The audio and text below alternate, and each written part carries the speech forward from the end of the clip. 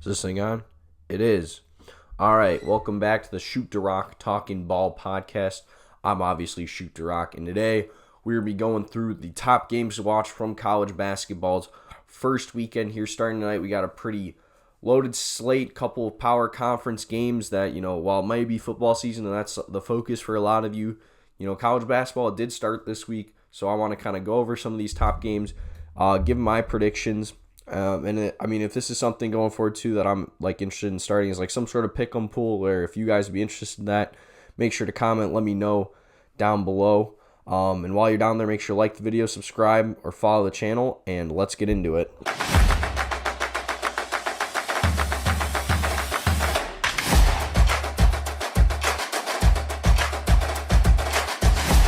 All right, so we'll start here with Friday night. Get into those games, and then we'll go through Saturday, Sunday, and then I even got a game on Monday I want to touch on.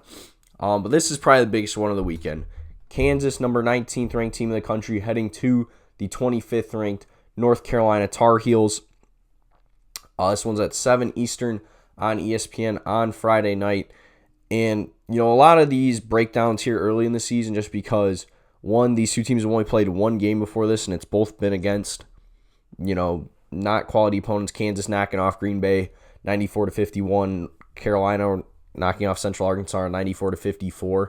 A lot of this is just kind of going to be me previewing, maybe some more players to watch, or just kind of, going off what I know last season. When there's only one game, you can't really dive too deep into the stats, especially when they're playing lesser quality opponents. But, as we get deeper here into the non-conference, even by Thanksgiving, these tournaments, and especially conference play, we'll have more to talk about, more to kind of watch, matchup stuff like that. So for this one, really the two guys to watch on each side, it's the freshman Caleb Wilson for North Carolina, Darren Petterson for Kansas. People are really high on Petterson, think he could be the player of the year. And he's going to have a tough match tonight. Seth Trimble's going to be the one that draws that assignment. He's been there for a while for Carolina. Then also, on the bigs, it's going to be fun to watch. Flory Badunga had a really good game in the first game here for Kansas. You can see there, scored 23 points. Him taking on, Henry Vasar for Carolina, transfer from Arizona last year, guy that I've really enjoyed watching play. So I think this is really going to be a good one. Like I said, it's the second of a home and home. Last year, these two teams played in Lawrence. Kansas was up big in that one. Carolina came back, made it a close game, but Kansas still ended up getting the dub. This one, Carolina is favored. And then, two, I am also going to be using the two sites, Haslametrics and Warren Nolan, that project out final scores. Also, I think Ken Palm is another website that does that. Granted, I think that's paid. These two do it for free, so that's why I use them. Both of them project North Carolina to win this one in a close game. You see that line 2.5. I think it is going to be very close. Because of, like I said, Caleb Wilson, I think he's going to be a really solid player. I think, also it's one of those home court advantage. I could see this one going either way. Like I said, I do think it's going to be a very close game. Probably will be the best game of the weekend, but give me Carolina to take this one. Then the next game here on Friday night, probably not as big of a matchup, but still should be a good one. 6 Eastern on FS1. The Maryland Terrapins host the Georgetown Hoyas. Maryland's 4.5-point favorite. They lost their coach. Kevin Willard is along with a lot of their kind of top guys. But Maryland still should be a solid squad this year. Georgetown, on the other hand, Ed Cooley's got them going in the right direction from the last couple of years. Down year for them last year, but I think they could be a little bit better of a team this year. Potentially make the NCAA tournament. I don't know if the Big East is going to be good enough to get 5, 6, 7 teams in. But if they do, Georgetown could be one of those teams. But I don't know. I still just kind of think Maryland's probably too much in this one. They just kind of have the better guards there with Payne, as you can see. Georgetown, they played close against Morgan State a little bit. So I wasn't super impressed with them in that one. Like I said, Maryland will be mid in the Big Ten this year. Still could be a tournament team. Won't be obviously as highly touted. They lose, Derek Queen, who was their go-to guy last year.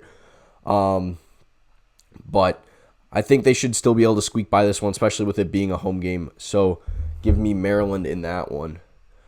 The other we'll just look through here, other games on Friday night that are big. That Charleston-Liberty game, you can see there at the top of the screen. And this is that Haslametrics site that I was talking about.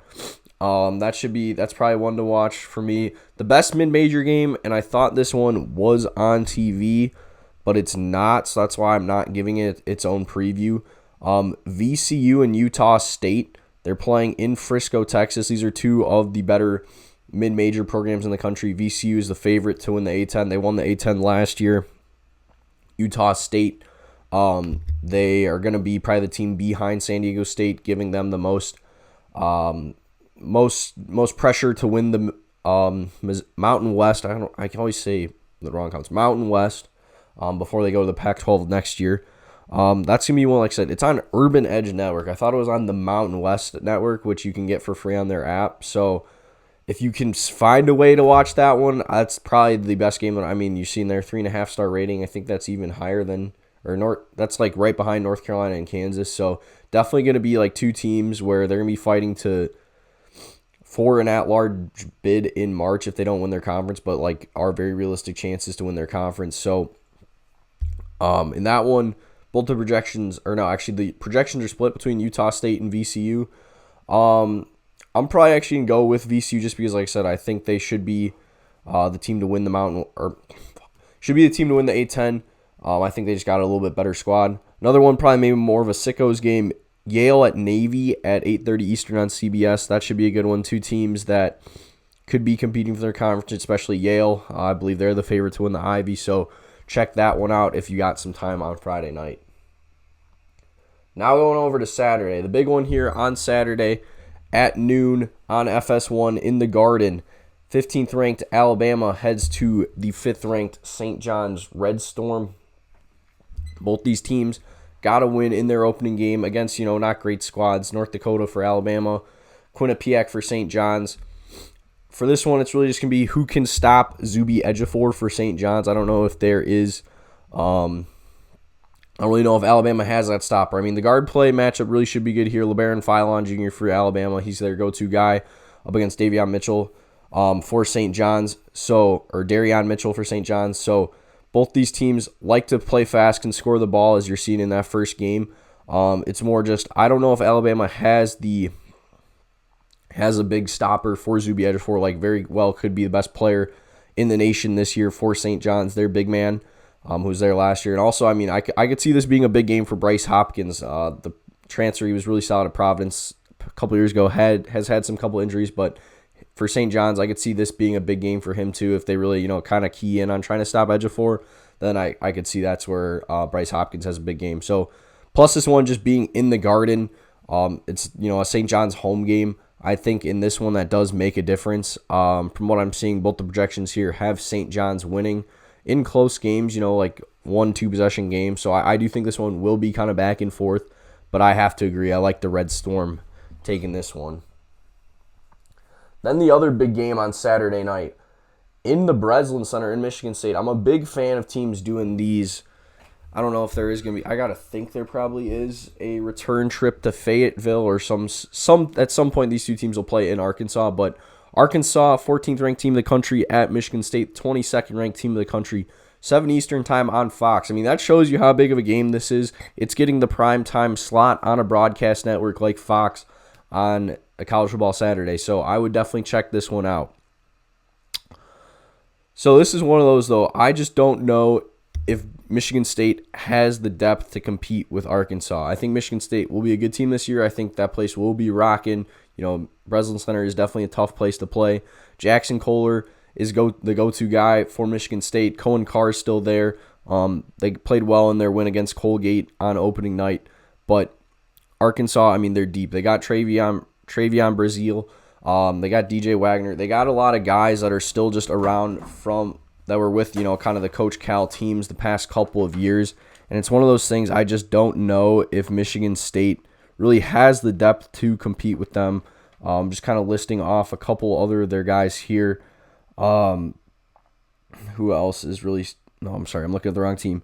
Darius Akoff should really have a good game as well. Yeah, like I said, I already mentioned DJ Wagner. Malik Thomas had a really solid game off the bench in their first game against Southern. So while Michigan State is favored in this one and both the projections like them to win, I'm actually going to go against it. I'm going to go with Arkansas to win this one. Like I said, I just think they're the deeper and probably better team. I mean, the rankings show it. Granted, Week 1 rankings really are meaningless, but I do like the Razorbacks to take this one. Then the other kind of last big power conference matchup that we have here on Saturday. This one's, maybe a little bit more under the radar. It's part of the Basketball Hall of Fame Tip-Off Classic at Mohegan Sun Arena in I forget how to say it, but Connecticut, whatever, Yukansville. We got Providence at Virginia Tech, 4 Eastern time on Peacock. Both these teams got wins in their first game. Both of them, Providence is going to kind of be like a Georgetown where they're going to be, if the Big East, has a big year and can get, some of these teams are better than originally expected and can get more teams in the tournament, then, Providence could be potentially one of those teams. Maybe a surprise, a little bit more underrated team. Tech, on the other hand, the ACC, the top of the ACC is going to be really good this year. I think they're going to be better than last year. Last year was definitely a down year for the ACC. They're going to be better this year. So the expectations, I would say, are a little bit higher for Providence. Plus they got guys like Jalen Sellers, a good transfer they got in. Corey Floyd Jr. from their team last year returning as well in their backcourt. Plus, while it's not a home game because it's in a different state, this is going to be a very Providence crowd, especially, it's like in a casino kind of type area where Providence, they're known for, getting drunk, getting rowdy. I think it's going to be a very tough place to play for Tech. I really like Providence to take this one. Both the projections Providence is going to win according to Haslametrics. Warren Nolan actually has Tech. But like I said, I do think that kind of home court advantage for Providence makes a difference in this one. So I'm going to go with the Friars to take this one. Just kind of looking at the other games here on Saturday, it is a pretty loaded slate. Probably the go-to mid-major game. It's the game before that in the basketball tip-off classic here. George Washington and USF. You can see it right here. It's projected to be a very close game. Both these teams are kind of like dark horses in their respective league. South Florida, it's Memphis' league to win in the American, but South Florida, definitely can give them some trouble. They've played pretty well the past couple of years. George Washington, they're gonna be, they're not on the same level as say a Dayton or a VCU, but like them, SLU, George Mason. There are a lot of teams in the A10 that I think this potentially could be a multi-bid year for the A10. George Washington's going to be fighting for one of those bids, and when you're in that fight, games like this you have to win. Both these teams got to win in their first game, and I would say I'm probably liking George Washington to take that one. Couple other notable mid-major ones. We got Memphis and San Francisco as well on Saturday. That one's at 3 Eastern, ESPN Plus. Memphis projected to win this one. Like I just kind of was talking about them a little bit. They're the team to beat here in the American. San Francisco, however, while they're not a Gonzaga or St. Mary's, they are one of the better WCC teams. It's just kind of tough for them, being behind those two schools. But they're looking to get an at-large bid, and when you're looking to get that at-large bid, you got to play games like this against Memphis. So I think that should be a really good one. That's going to be a fun one to watch. Charleston, FAU are playing the second of that, 3 games in the Liberty, Field of 68 Classic there, where Charleston, they're playing Liberty on Friday night. Then they play FAU here on Saturday. That should be a really good one. FAU won their first game against Boston College. Granted, Boston College is kind of be the basement of the ACC, and FAU is not as good as they were when they made the Final Four a couple years ago. But, they're definitely a team to watch out for. Another game, final one. This is actually a power conference game. Oklahoma is. But Oklahoma heads to Gonzaga Saturday night, 10:30 Eastern on ESPN2. My big thing in this one, I just don't think Oklahoma has the size to compete with guys like Graham Ike for Gonzaga. Plus, now like Gonzaga has Tyon Grant Foster. He got cleared earlier in this week. He played really well in their opening victory. I just don't think Oklahoma has the roster to compete with Gonzaga, so I like the Zags to take that one. Then we move on to Sunday. First notable game here at noon, or 1 Eastern, noon Central, at the United Center. We have the Indiana Hoosiers taking on the Marquette Golden Eagles. So both these teams, wins in their first couple of games, Marquette's already played 2 games. And I like, these teams meeting in the middle. It's a good early non-conference matchup between power programs, between some basketball schools. So I'm excited to watch that one. Chase Ross is the guy to watch for Marquette. He's averaging 19 points per game. While, he's not the same level as a Tyler Kolek or a Cam Jones they've had the couple of years. If Marquette is going to take this leap this year, like I said, I think they're better than Providence and Georgetown. I think they probably are the 4th best team in the Big East once again. But if they really want to solidify that spot, they're going to need a big year out of Chase Ross. So hopefully he can lead the Golden Eagles in this one. On the Indiana side, they're shooting the ball really well. At least they did in their first game. Darian DeVries, now the coach there. His son, Tucker DeVries. You might remember them from Drake making the tournament 2 years ago. Between Tucker and then Lamar Wilkerson are kind of the go-to guys for Indiana shooting the ball. And that's just my main thing in this game. I just don't really know if Marquette has the shooters to compete with Indiana. I mean, this is going to be a high-scoring, fast-paced, very, very offensive game. And that's where I think, that then kind of plays into Indiana's hands in this one. Both the projections actually have Marquette winning, but this is, once again, I'm going to go against it. Plus, while I said this is meeting in the middle, there is a large Indiana contingent in Chicago.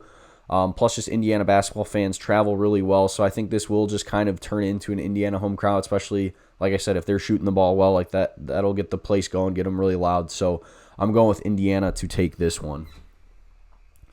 Then the other big game, second of 3, well, actually 3 of 3 tip-off time-wise. Power conference games on Sunday here. We have at 8:30 Eastern ESPN, Washington heads to Baylor. So Haynes Steinbach has been the go-to guy for Washington in their first 2 wins, been playing really well.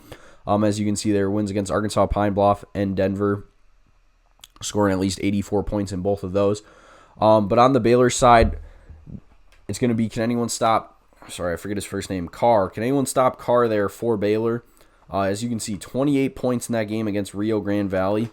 So really dominant game for him. Then the other guy I really watch for Baylor in this one, so yeah, Cameron Carr had 28 points, but then the other guy to watch, Tonde Yesesafu, is their kind of go-to guard freshman that they got in here at Baylor. I just don't really know if Washington has anyone to keep up with him to stop him. This is another one I think it's going to be a pretty high-scoring game. I mean, the projections have this one in the 60s and 70s. And like I said, I like that this game is played, hopefully a home and home. I got to assume they're going to be going back to Washington at some point. But yeah, I like that this game's at Baylor. So because of that, I'm going with the Bears to take this one. Both the projections have them winning it. So yeah, give me Baylor in this one. Then the other just kind of notable games on Sunday, probably the biggest one that I haven't touched on already, Texas A&M and Oklahoma State in Stillwater, a former Big 12 battle. Now these two teams, it's a non-conference game going at it. I'm excited for that one. That's another one I think it's going to be really high scoring. Go-to guys for the Aggies. They got, I was listening to Ryan Hammers kind of talking about this earlier. Oh, yeah. Mackenzie Mbako, a transfer from Indiana, who I've been really high on the past couple of years, should have a really good game for them. As well as Pop Isaacs. He's been around for a while. And then they also have Federico coming over from Texas Tech. So a lot of really solid guys for A&M. It is, a road game, though, so that's the only thing where I could see, does the home crowd factor into it? Granted, it's a day game on a Sunday, probably not as loud and rowdy as it normally would be. Robert Jennings II is kind of the go-to guy for Oklahoma State. He was on their team last year, their one returning starter. But yeah, I just kind of think Texas A&M has more star power, has more guys that can score the ball, so I'm going with them in that one. Another one I was more excited about this one until yesterday, North Texas and Loyola should be a good one. That one's, I don't know if it's technically a home game. It's not a home game. It's not at Gentile Arena, home of Loyola Chicago, but it's in the Chicago suburbs at the Windy City Bulls Arena. I was excited for that one. I was going to say those are two teams, North Texas is another team that can challenge in the American. Loyola Chicago, I think, in the A-10. But Loyola Chicago has not got off to a good start at all. They barely beat Cleveland State in their opener. It took a buzzer beater, and then they lost to Mercyhurst. So I don't know. Maybe this is one where then they bounce back. The projections you're seeing here, Haslametrics has North Texas winning, but Warren Nolan has Loyola Chicago winning. maybe they bounce back, but I don't know. And originally, my pick in this one was Loyola Chicago, but just after kind of seeing how they've played the past 2 games, I'm going to go with North Texas to win this one. Like I said, they're a team that's going to challenge in the A-10, so give me them.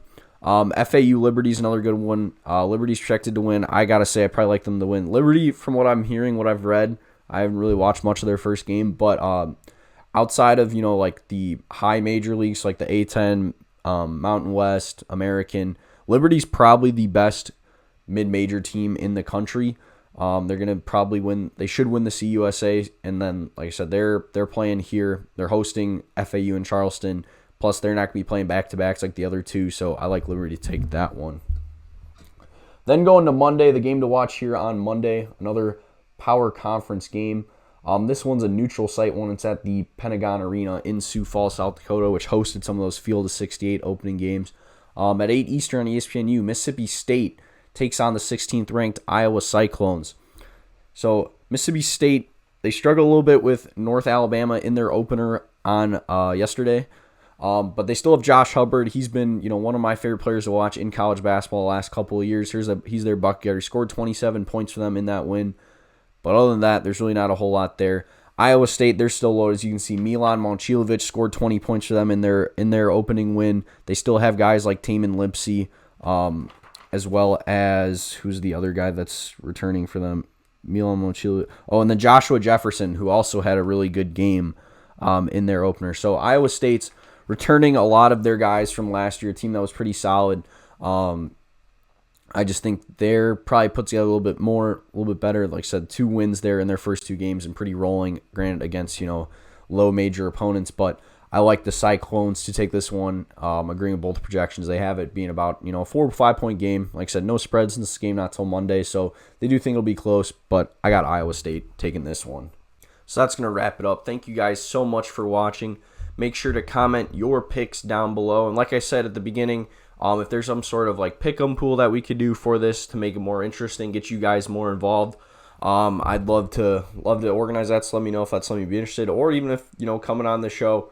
I enjoy doing these shows, but it would be more fun, kind of do it either live or at least with someone where we get a little bit more back and forth rather than me just kind of rambling. So if that's also something you'd be interested in, let me know. Like I said, while you're down there, make sure to like the video, subscribe to the channel, follow us here on Spotify, follow all our socials so you know when I'm live talking ball. Thank you guys so much for watching. I'll see y'all next time. Peace.